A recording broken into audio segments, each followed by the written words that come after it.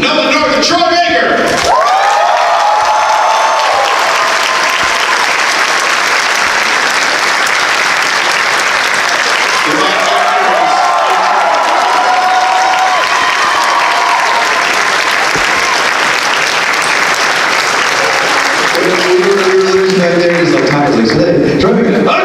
And it's a longer walk than we it was an Uncharted. Oh, I see what you See, here we go. Usually I have to come up with the dumb jokes. This one, this will and all stuff now. So we're going to take questions from you guys. We got microphones right here and right here. Go ahead and start lining up. I've only got a couple for them, and then we're going to just turn it right over to you. I have a question for them. Okay, let's start. Why are you here at 11 a.m. on Saturday?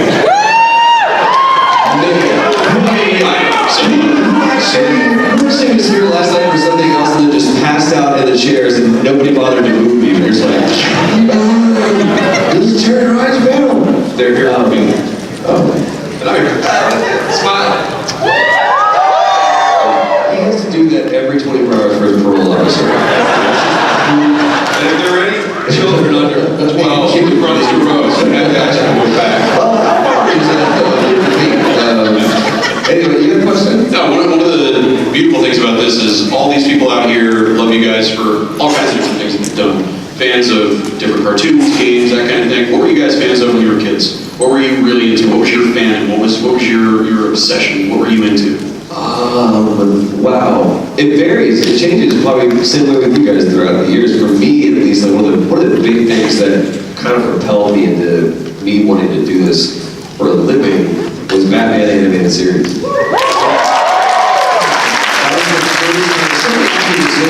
And I grew up and I watched cartoons, and I remember the day that Mel Blanc died, and I was the first time that I really associated, like, oh yeah, Mel Blanc did all those voices. But Batman the Animated Series, the first time I ever saw it out, was like, who plays Batman? Kevin Conroy. Who plays the Joker? That's Mark Hamill. I thought the Star Wars guy. It's weird, we're the same name. But that was the first time that I ever associated. There's a person whose job was to go into a studio and to do this. And I actually drove past, first time I went to Disney World, I drove past the Disney building that's right off campus of Disney World. And I went, one day, I'm gonna work there. And I thought that's where they made the cartoons. What about you? Gilligan's Island next. No, Star Wars. Star Wars is, just had the big 40th anniversary, and I remember the theater in New England where I grew up, where we went to see the movie, and the next day, my brother and I going back again, and then I think the next day, made my grandmother take me, and then we went right to the toy store, and I started getting the figures, and we take, like, especially in Empire Strikes Back, I would get those white sheets from our house, and I'd cover all the furniture, and well, now it's hot. You know, the only thing that now I have kids of my own, and the only thing that really upsets me is they never made the cool at Walker. They had just, I had the one, they had the Planet Hoth with a cardboard cutout. Anybody remembers that? Now they have the real ones that, you know, look at moves. I'm like, I just want to melt them. Yeah, so yeah, I was big into Star Wars. Now, you got to do a little cameo on a recent Star Trek movie, do I have that right? Yeah. J.J. Abrams was a big fan of the Uncharted series, and I was doing another job, Super 8. I was doing some extra dialogue work on that. And I did a couple, like, if you've ever seen Super 8, the bus flips over, and the creature's outside trying to get them, and at one point, the door rips off, and the driver looks up, and the bus is on its side, and he goes, ah! And he gets distracted. That's me.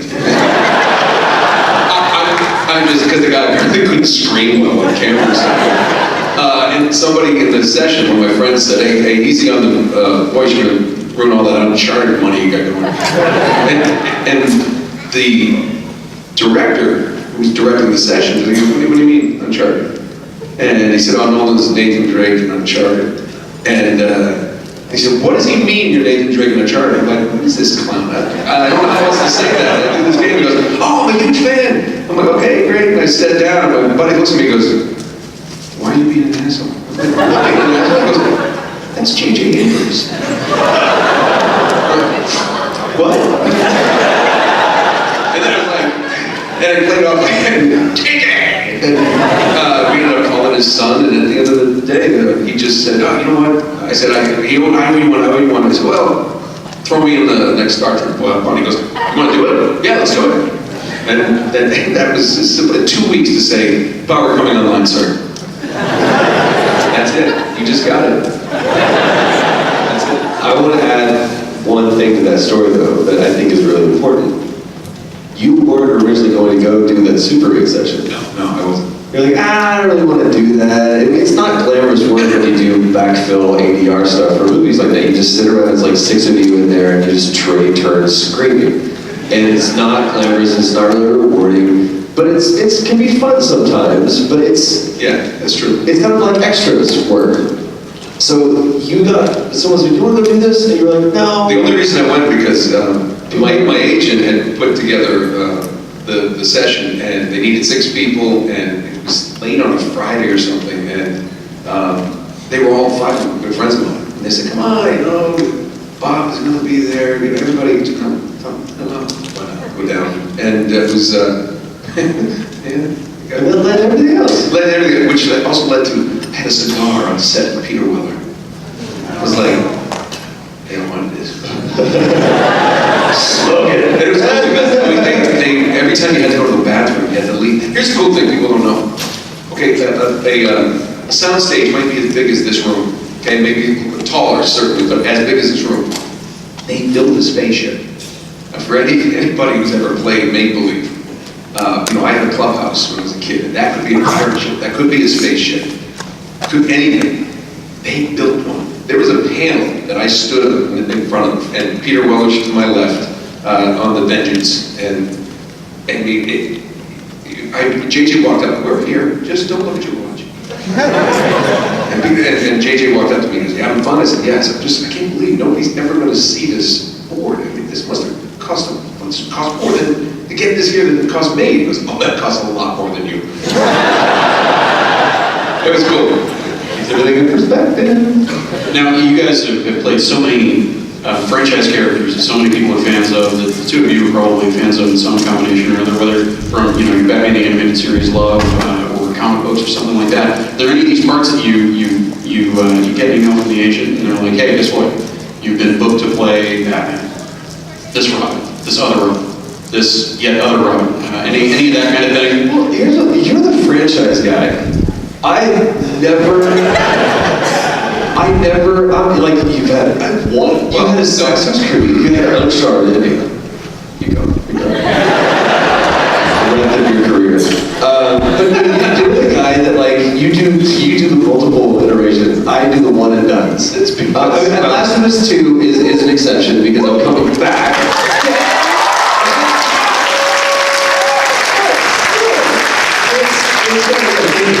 All right, sure, fine. That character died. His character is what I said. Everyone's like, shoot, you're going to be part of it. But I'm not really the franchise guy. I get to come in and I got to do one Batman game as the Joker, which was awesome. I was like, and did everyone got to do it again? Yes. But oddly enough, when I got, that wasn't really a call that my agent got, you booked the Joker. I had a meeting down in San Diego during Comic-Con, and the creative director, or one of the writers on it, was like, I want to let you know that you're about to get offered this part. And I went, please tell me it's Batman. And I'm like, no, of course not.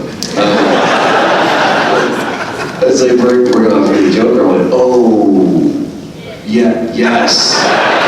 Yes, what that woman said, the realism. Not even the word, literally the movement happened. I was there. It's all loose. There's absolutely no way. There's no way I want to do that. I'm on, my trajectory's kind of good right now. That's how you do really, if you mess that up, you're done. And so I turned it down. And then they called again. It was like, we're offering you this role. No, turned it down. Twice. Then the vice president of BD Games called me into his office. I haven't been called into a principal's office since high school. And I was like, hey man, he goes, sit down. And he plays my audition that they had videoed. And he looked at it and he goes, that's really good. I'm like, thank you man, I appreciate it. He goes, no, we think it's really good. Who cares what you think?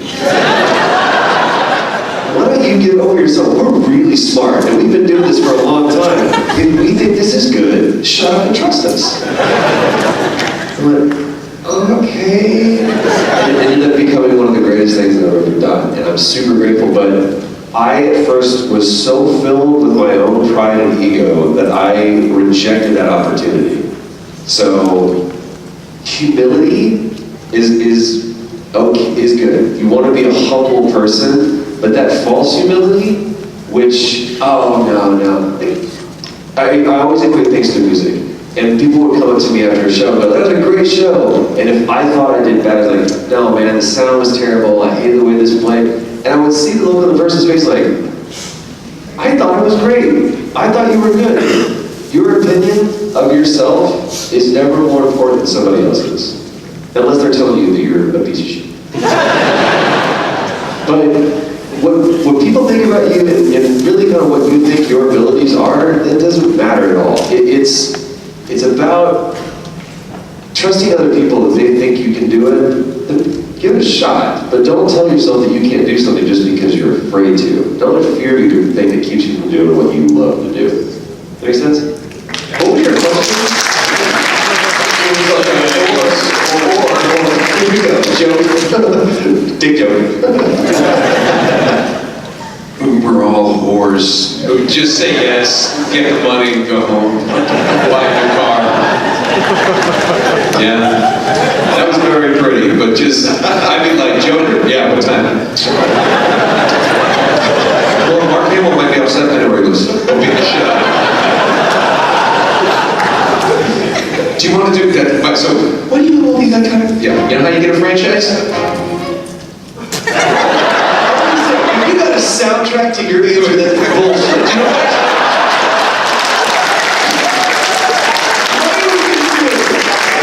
Oh, man, I'm like a murder AV guy. Mark did got one. It sounded like bad news coming to get me. Oh my God. No. I hear NOLAN North is cursing in front of children. I have to stop. No cursing. Don't do what I do. He walks to I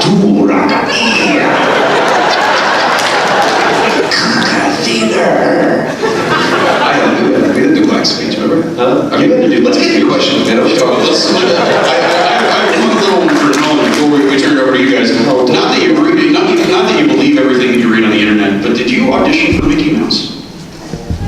Yeah. What was that process like? Because when I heard NOLAN North audition for Mickey Mouse, I had trouble imagining it. Yeah, no, it's terrible. The idea that I would be doing that to kids. Yeah, but there was about 11 auditions. What happened is John Fiedler, who was Piglet for many years, passed away. And Disney decided that these are iconic characters and they wanted to have, just backups, which kind of didn't go over well in the industry, and a lot of people were like, no, I don't really, it's like kind of like, we do that, you don't want it, it's weird. But I know that Wayne Allwine, who's been Mickey for years, he'd not been feeling well, and they just had some people, so they just had us in. And my agent, I've had my agent actually call, she knows, the great thing about, I don't know if everyone knows this, but Mickey and Minnie, Wayne Allwine and Lucy Taylor, are married for 25 years. I mean, they've been married for, so sweet. But my agent knew them very, very well. So I said, I'll go audition if Wayne's okay with it. But I wanted to be aware, because I'm not that guy. And she did, he said it's fine. He didn't like it, he said, I don't plan on giving it up. But I kind of was hoping that it would be kind of a mentorship maybe, as when he wanted to step away at some point. It could have been 10, 20, 30 years, I didn't care. But yeah, so I went in and did it. Had to sing, and it was, oh boy, let's go!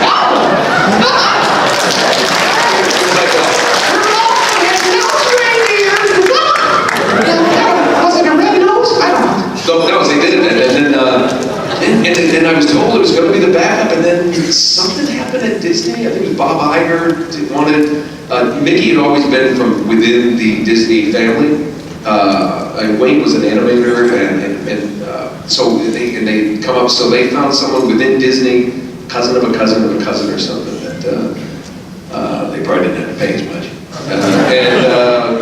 I guess the guy's doing a great job, so. But it was okay because when you are locked down to a character like that, you are really limited to, they're like, you're on speed dial. We have an alarm clock for you to record, sir. Yeah, ethical clause too. Oh, was there? Oh, well then I wouldn't have done it. You can no longer do any of these things. Yeah, no, and the great thing about, I think we both probably suffer from some form of ADD, and the great thing about doing what we do is we get to play, what? Lights! What was the question?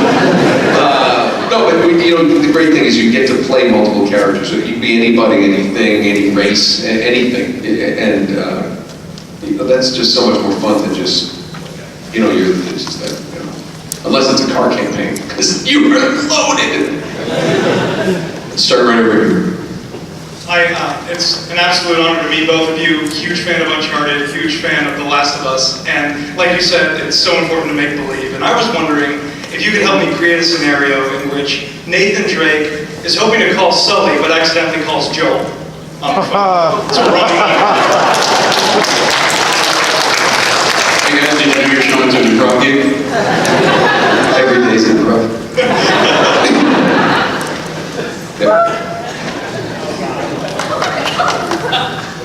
Taking a phone call in front of all these people.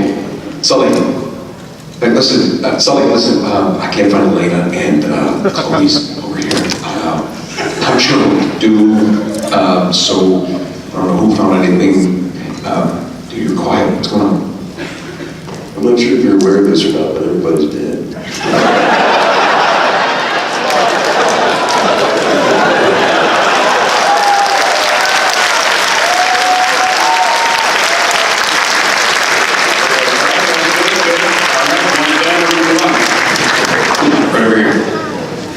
Hi guys, my name is Zach. I'm so sorry. I'm a huge fan of golf. Alright, so this one's mostly for Nolan North, but for Destiny 2. Alright.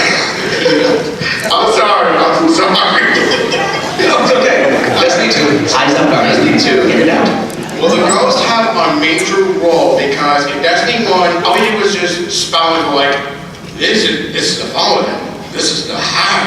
This is the whatever this one is. Well, we have more important role than just spout information. Well, that's the Ghost's first function is that character is to give the player, information.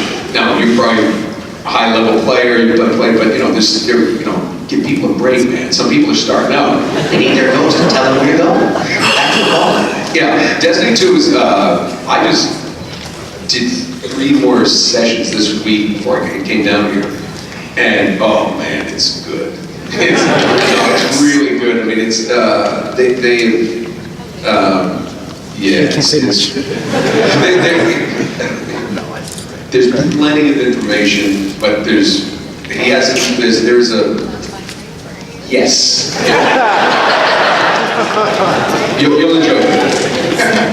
Right over here. Thank you. I am a big fan, probably like most of everyone here. Just putting that out there. You know what? We can get it, but we know.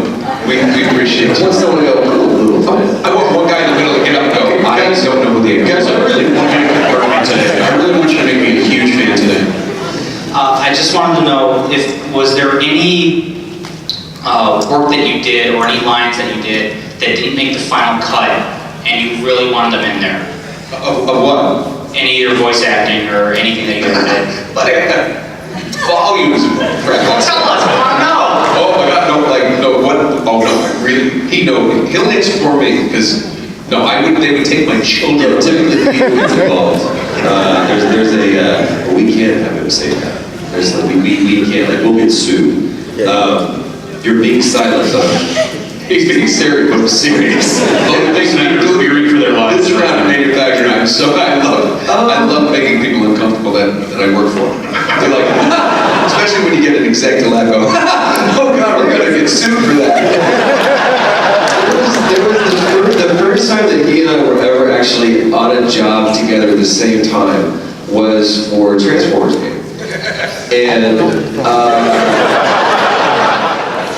they thought it'd be brilliant to finally put Troy Baker and Nolan North in the same booth together and just roll cameras and see what happens.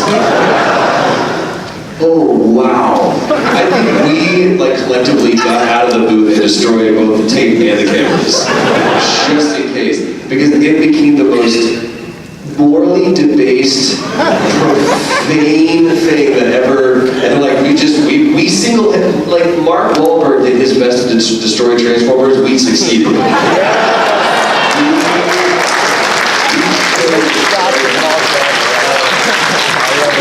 The things that Optimus Prime did during that session was just foul to watch. Oh, yeah. So, yeah, typically, if it didn't make the cut, A, there's a reason, and B, you're welcome. Everybody's childhood. And going back to an earlier question, And that's why I'm not. There's that. Thank you. Over here. Hi. Oh, hello. Hello. This question is for Troy this time. Is that true? Major second. When you were doing Ocelot in Metal Gear Solid, what was that like? Because it's a character that's been around for so long with other people. What was that like? Well, it was awesome, first of all. And being a fan of Metal Gear, and watching that game evolve into what it was, which is, to me, Kojima has been a person who has just constantly progressed that medium. And been like a Sergio Leone filmmaker-esque kind of, and really, if you look at Metal Gear, it's very much of the man with no name. I would think. It's spaghetti western set as a shooter, and anyway. But there's always an Ocelot, you know, with the exception of one, when he kind of makes just the cameo. So I love having this kind of character to play to where you really can't screw up too much, but because of what Patrick Zimmerman did for that role, that was kind of like the template that I had to look forward to. And so we kind of kept him in that vein. It was cool to kind of do something that was within canon, but was something that was really different. It was a different kind of awesome.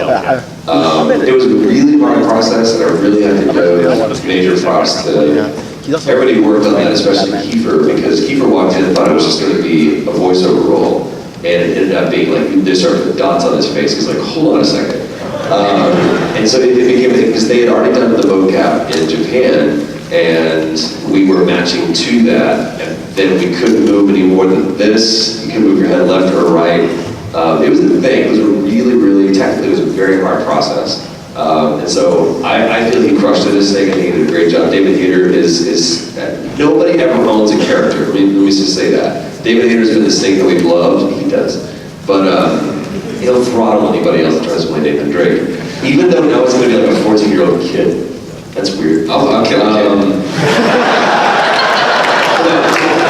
The short answer to your question was, it was awesome. It wasn't lost on me. That's a really auspicious character to be able to play. So thank you for asking me. I thought you were great. Thank you. I appreciate that. Thank you.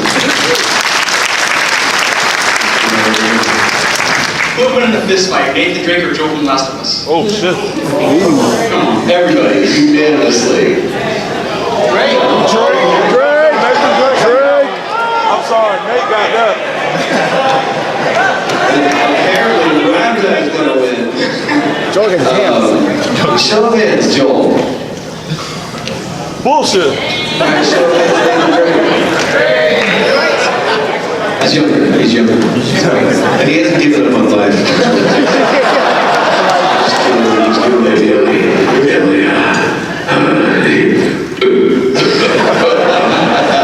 You just hit me square right here. Good. I'll tell you the better question too when David was in there. Well, we know who won that. I just chew on the fingers.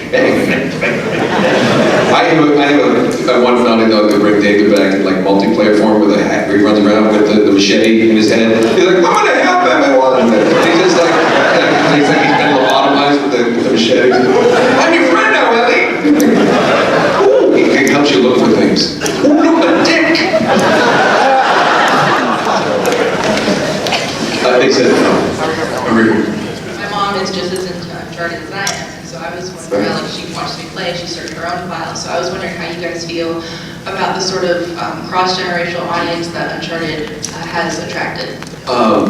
It's actually one of the coolest things I get to witness when I come, meet fans, and not just the. It's worldwide too. I mean, we were in London and everywhere in Australia. I was just in Australia recently, and yeah, it's dads and their sons, dads and their daughters, moms and their sons, moms and their. It's so cool. I've had grandparents that play. Somebody actually, I don't remember in Dallas, told me that their grandfather plays Destiny, and he's in England somewhere, and he became a really good Destiny player, and he played online because they don't get to see them very much, but he plays with his grandkids. And yeah, and it's really, really cool, and I hear these stories a lot. So that's one thing I think, there used to be a stigma on games years and years ago, like, oh, you're doing it too much, but it is one of those things that's bringing people together when they can't. When there's distance or something like that,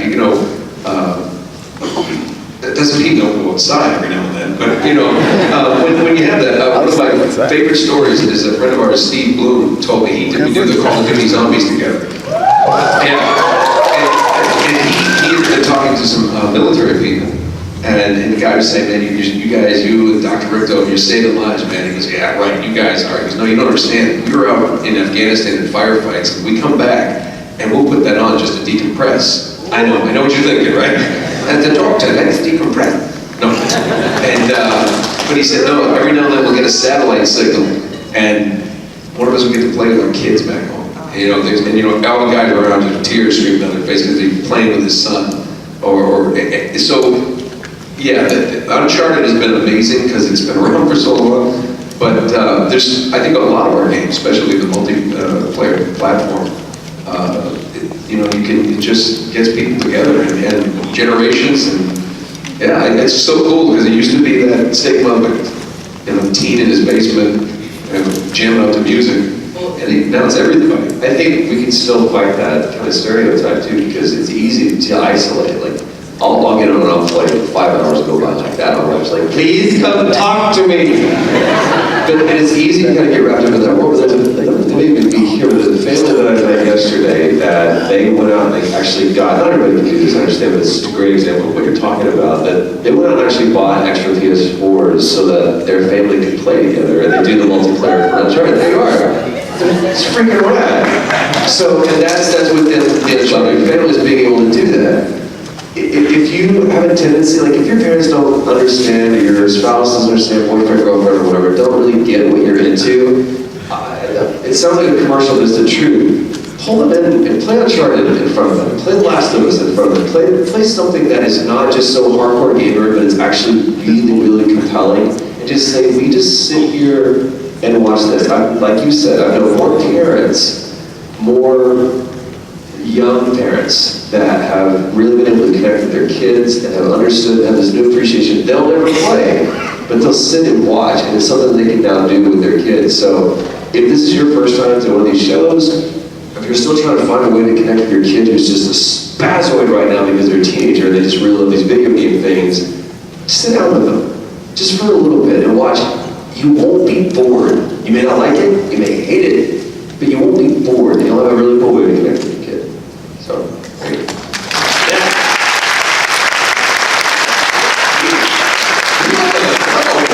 PSA, and that's one to grow on. And now you know. This is why we like to Thanks, Shadow. Thanks, Pastor Troy. Yeah. I want y'all to get out there and connect with your children. Hold them close, and then let them go like a little baby bird.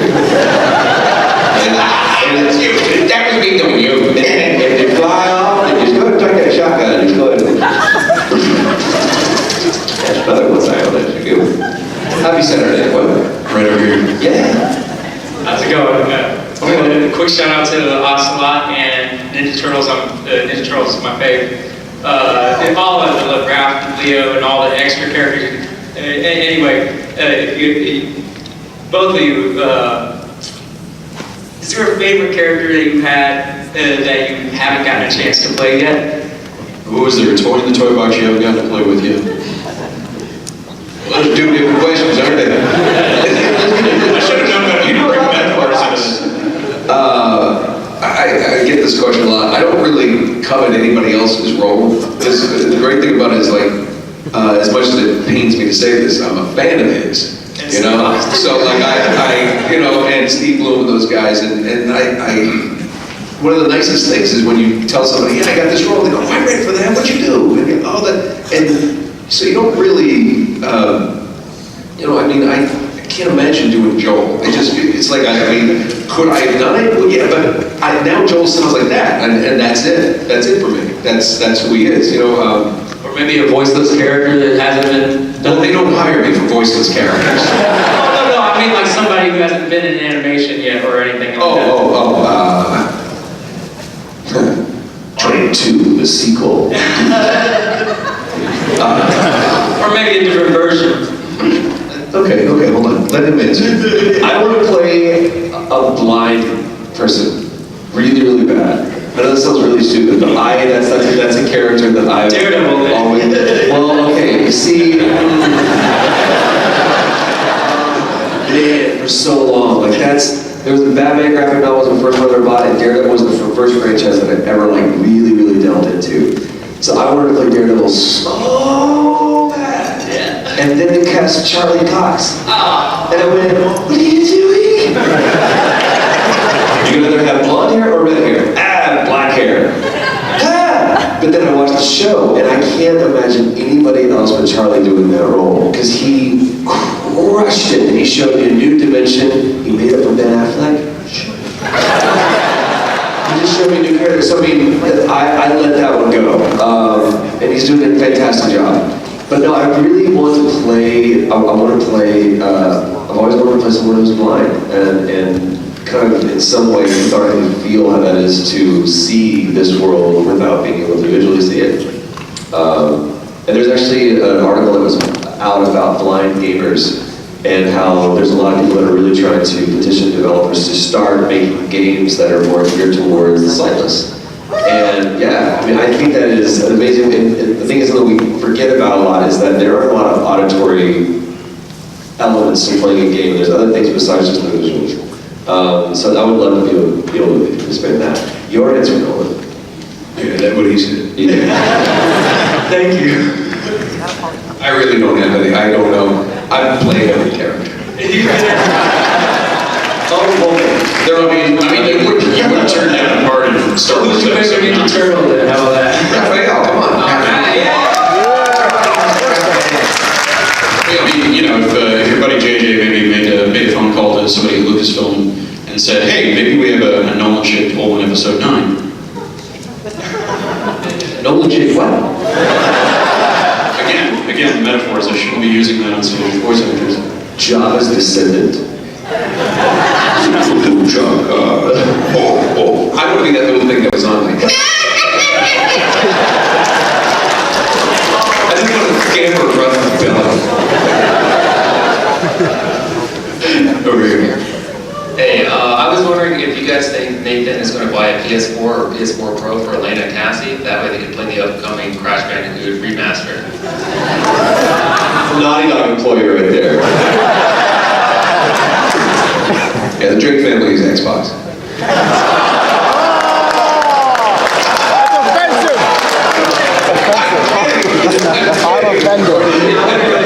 I'm triggered. Yeah, one for every group like that. Cool family over there. Let's see the box. 5 minutes. Yes? My question is for Troy Baker. What did it feel like getting raped by Travis Willingham? Terrifying. Travis is a big cat. Does everybody know what he's talking about? There's never been, nor will there ever be, a more elaborate nor more appropriate bachelor prank than what Travis Willingham did to me. The long and short of it is this. We went into a session that was a fake session. I thought it was real. There were 3 other people in there. They all knew that it was fake.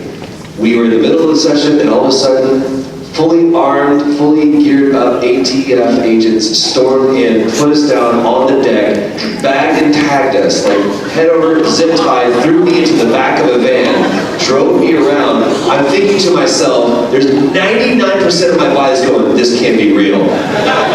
But then there's that 1%. That is freaking out because we've suspended habeas corpus and I'm in the back of like a black site CIA van. So they take me out there like, what's your name? And I don't say anything. He's like, all right, let's take it. And then like headphones on, they take the headphones on. I was, what's your name? He's like, Troy. Give me one more. Troy what? Baker. So do you have any reason why, do you know why you're being detained today? It was like, no. And they, I mean, this was like a full-on like 30, 45-minute thing. Like this was a thing. Travis has spent weeks preparing this. That actually had full LAPD in on this, everything. We've got actual packages, weapons, everything. I'm sitting here going, I think that I'm out in the middle of the desert. He pulls off the bag, and it's like that bright, winding light, and all of a sudden I see Travis's mug, and my face goes, welcome to your bachelor party, bitch.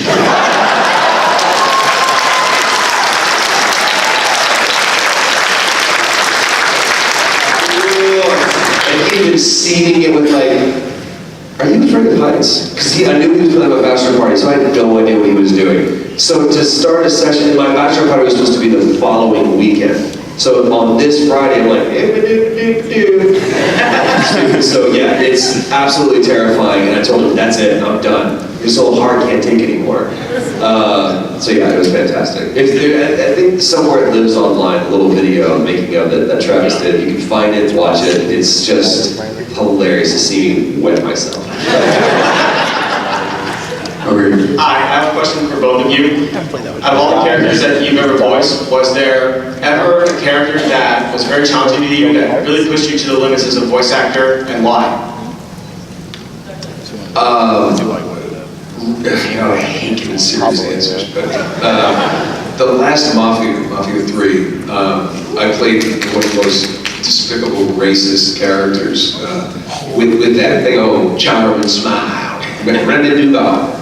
And some of the things you had to say, you know, you can, but we had to mocap some scenes, and there's scenes that I can't even discuss that were cut, but you know, you're working with other actors, and there's something about something on the page, but when you have to, you know, it's, you know, playing the hero characters or even the villains, that's one thing, but this is all based in fact, and things that had happened, and it was set in 1967, and of course, you know, the events, that world was real, but working with another actor, looking at another actor as you're doing these saying these horrible things, knowing that they've been said before, and in some places they continue to be said, and that actor's giving you the real reaction, and I mean, you know, they're tears as you're about to murder someone. There's one of these scenes, and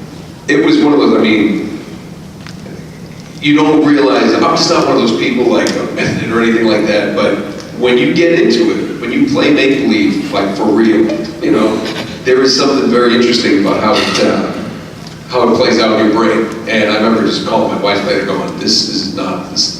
And they did a really good job with that in that game, where they brought that realism and then, you know, the gameplay, but it was taxing, I mean, on your heart. I mean, it was just gut-wrenching. Yeah, and when you're doing it, and then there's this one, I had to do one last the big speech that he does as he's rallying them up to go out there to find the main player, and yeah, you know, because I'll connect with the people that are there. It was me alone, and they said, we'll clear out the stage. I'm like, no, bring everyone in. Because it just made me feel, and you just go to this dark thing, and you just say it. And then later, you know, yeah, whatever, it's no big deal. And you get in your car, you're like, oh my God. It was messed up. And I called a couple of friends of mine, I told them about it. Alan Tudyk is a good buddy of mine, and he did 42. And he played that little despicable little manager, Jackie Robinson's up at bat. And he just said the N-word. He said, my God, I said it like 157 times to a stadium of people. He said, I was just wanted to crawl in a hole. bury myself. But you know, that's what it's truth, and that's what acting is when you're able to bring that to life. And with games, what we were talking before, they become sophisticated. And I actually asked one of my friends, and he said, you know, this is a part of our history that some younger people don't know about. He said, and maybe they won't learn in the game, so it's important to do. So it was hard, but I think at the end of the day, it was something that, you know, it was important for not only our industry, but for education purposes as well. So, but it was not cool. It was not easy. Not every day is easy in the booth. Round of applause for Nolan.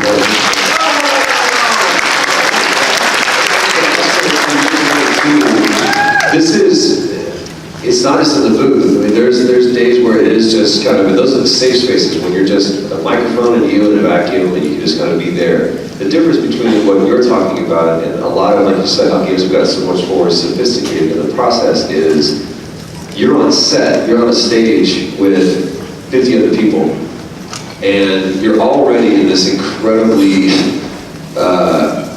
unbecoming suit. And you're completely having to let go of all of your pride and your ego because you've got 32 dots on your face, you got a camera that's hanging out here, you're wearing a spandex suit and shiny disco balls on it, and you're having to really infuse yourself into this role.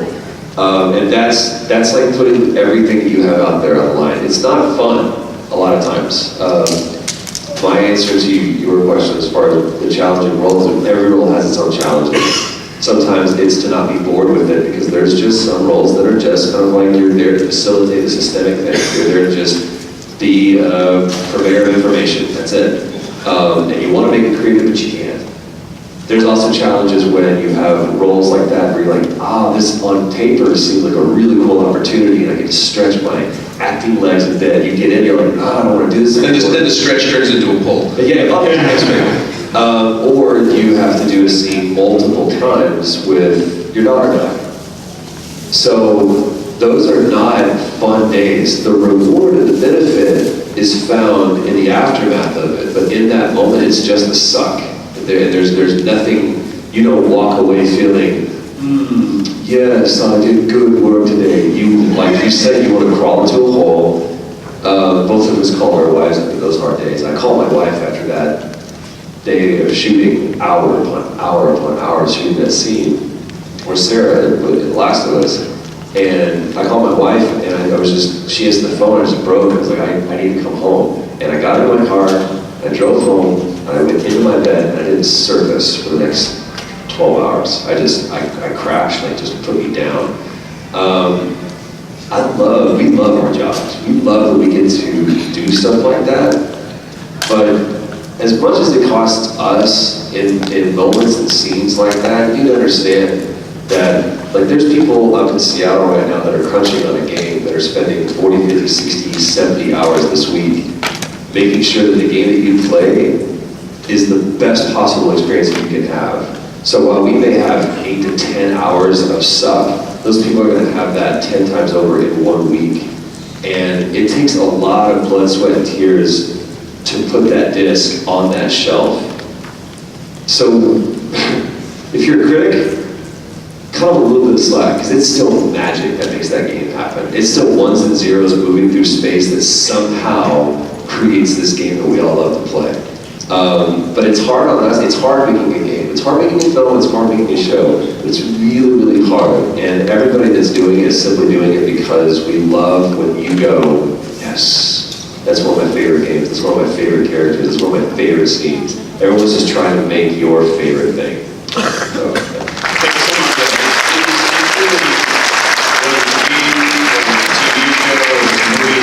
Anything gets made because of all the moving parts that it takes. Yeah. And I think I can speak for everybody in this room when I say that you guys are a big part of what gives a lot of people cathartic experiences that they take with them for the rest of their lives, that, you know, right along through generations. Guys, I've got good news and bad news. Good news is that was an excellent question. The bad news is it was our last question and we're out of time. We ran a little bit over, but I don't think anybody minded, right?